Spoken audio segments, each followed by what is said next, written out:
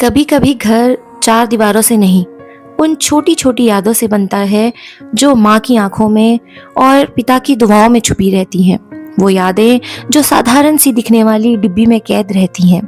आज की कहानी उसी डिब्बी से, यादों की डिब्बी। गांव का वो घर जहां मिट्टी की दीवारों से लेकर आंगन में लगी तुलसी तक हर चीज में बच्चों की हंसी गूंजती थी।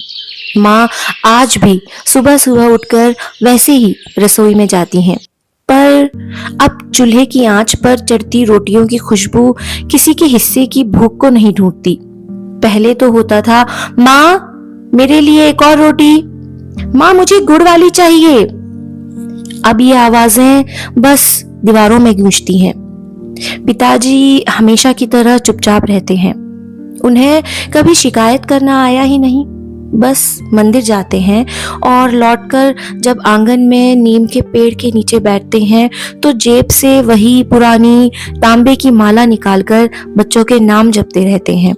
उनका यकीन है कि जहां भी बच्चे होंगे ये दुआएं उन्हें ढाल की तरह बचाएंगी।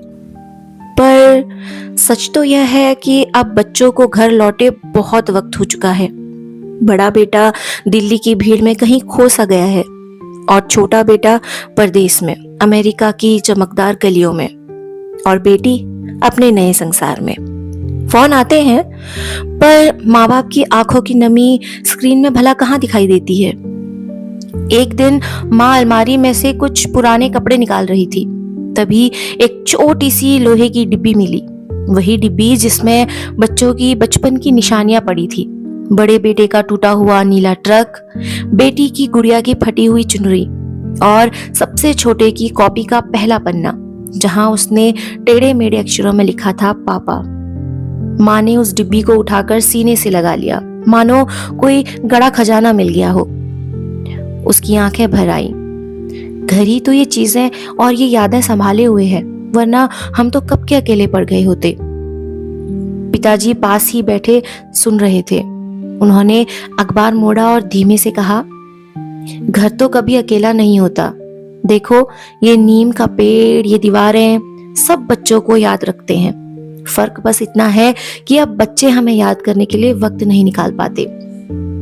उस शाम माँ ने कुछ नया किया। उन्होंने वीडियो कॉल पर तीनों बच्चों को जोड़ा। एक एक करके सब यादें निकाली और कैमरे के सामने रख दी गईं। देखो ये गुड़िया, याद है तुम इसके बिना सोती नहीं थी, और ये ट्रक, हर बार इसके पहिए निकल जाते और तुम कहते पापा इसे ठीक कर देंगे, और ये कॉपी तुमने पहली बार लिखा था पापा। स्क्रीन के उस पार तीनों बच्चों की आंखें भर आई और तभी छोटे बेटे ने धीमी आवाज में कहा, माँ पापा मैं अगले महीने घर आने की कोशिश करूंगा और शायद हम मिलकर फिर से यादों की ये डिब्बी खोल पाए। जब वीडियो कॉल कट हुआ तो घर में सन्नाटा सा छा गया, लेकिन उस सन्नाटे में एक उम्मीद की धुन थी, जैसे किसी ने टूटे हुए तारों को फिर से जोड़ दिया हो।